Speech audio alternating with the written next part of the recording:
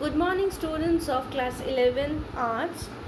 I hope all of you are fine and you are watching the offline videos.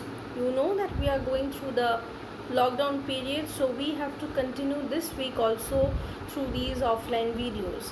Please do watch my videos in the YouTube channel of Burdwan Model School, and if you have any queries, if you have the ID and password of the e-portal section, then you can ask me there. Otherwise, you write it down somewhere in your copies.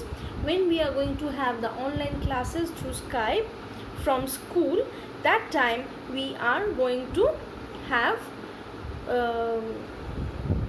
we are going to solve those questions, those doubts which you all are having, right? So today, as we have started, that we are going to talk about the chapter, that is the three orders we have started. And in my last video I have talked about the feudalism and I have talked about the three orders, right? So I told you today we will see the first order. In your book you can find that firstly they have given the second order, but we will do it according to the first order, second order and third order. So as I told you that in feudalism there was a relationship based on land, right? Economic, social and judicial relationship based on land was there, and that relationship had three categories or three orders. One is what? The clergy, the priestly class.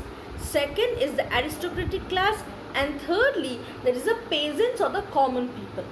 Clergy, that means the priestly class, they are the first order, they are the most privileged one, they are the most rich person in a country, right? So today we will see, today we will discuss about the first order, that is the clergy. The clergy, or the power of the clergy, the what we can say that the category of the clergy that we have, that you have understood when you have studied French Revolution, because in French Revolution also you have studied about three estates, and the first estate was clergy, right? So here also we are talking about the clergy, and these clergies, that means the priestly class people, they were all Catholics, they were all worshipper of the Catholic Church, and they had their own laws. That is very interesting. You are under a king, you are under a kingdom, you are under an empire, but still you have your own laws. They have their own land, which is definitely tax free. That means church lands, that is definitely tax free, and on those lands they could impose tax from the state, or wherever they are using their own power, there also they could impose new taxes from the government, right? And it was a very, very powerful institution that did not depend on king. Whatever the king is saying or whatever the king's rules are, they didn't care. You know that in the Indian system of Varna, the Kshatriyas were the second position, the Brahmanas were the top. So the Brahmanas didn't care about the Kshatriyas, the kings. Here is the same situation. The priests, the clergy, they did not care, they did not listen to the king, emperor, anything. They have their own idea, their own institution, they have their own chronology, everything is there, but they didn't believe in kingdom or king's power or something. Okay. And the head of the Western Church, the head of the Catholic Church was Pope. The head of everything was Pope. As you have heard about the Islamic Empire, the head of Islamic Empire was Khalifa and the Prophet. So here the head of Christian religion, or the Christian Catholic religion, was Pope. He used to live in Rome, he used to have his huge palace. Still he lives in Vatican City, that is in Italy. And mostly all Christians, they were under the control of the Pope. Whatever the Pope said, in a religious matter, they had to follow it. Understood? Fine. Mostly all villages, they had churches, and every Sunday they used to have a prayer.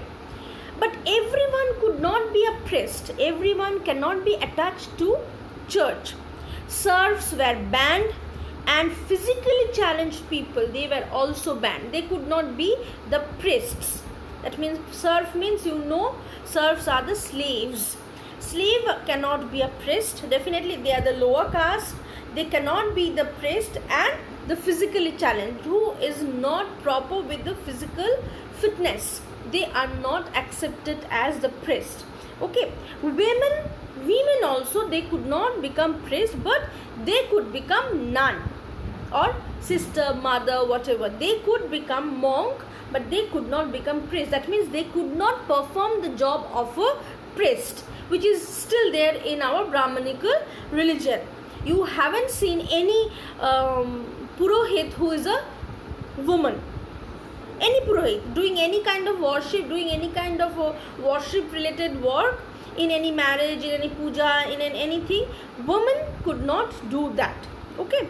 The church was entitled to a 1/10 of share of whatever the presents they produced. Just imagine that the whole year the peasants, they used to produce for themselves, and they used to produce for the king as revenue. But the church was so powerful, the church was so what we can say privileged, that they were entitled that a 1/10 of share of every peasant. Just imagine that in a village or in a state, how many churches will be there? Maybe 2 or 3, but the peasants, the number of the peasants will be huge. It can be 50, it can be 100. So 100 peasants, they are giving their 1/10 share of the produce to the church, just because they are the church, they are the privileged one, they are the priest, they are the people who are related with the work of worship. Just imagine, just because of that, the peasants used to give them this tax. Okay, fine. So there were different categories, and these priests, these fathers, this pope, these bishops, they could not marry. There are different categories of the priests. That means first it is pope, then the bishops, then the fathers, then the small priests. There are different categories. But yes, not everyone is that much privileged. You have also seen that in French Revolution, that like a man like Abbesius, who belonged to the first category, the first estate, he helped the third estate people formulating the national assembly, and formulating the tennis court oath. Why? Because he was a priest of a lower class, so he was not getting the privileges which the highly priest or highly paid priest they used to get. The high priest or the bishops, they used to have huge castles, huge palaces, huge gardens. There were servants, there were serfs, there were tax-free land. Every facility was there for the high priests, but not for the lower priests. These lower priests were the actual priests who did the religious work in village after village. So they were deprived. As they were deprived, they wanted to be a part of the third estate or the third order. So that's why they supported it, right? Okay. So in my next class, I will talk about a special category of the priests, that is the monks, who were not a part of the highly paid priests. So how were their life, that I will talk in my next class. Okay, thank you.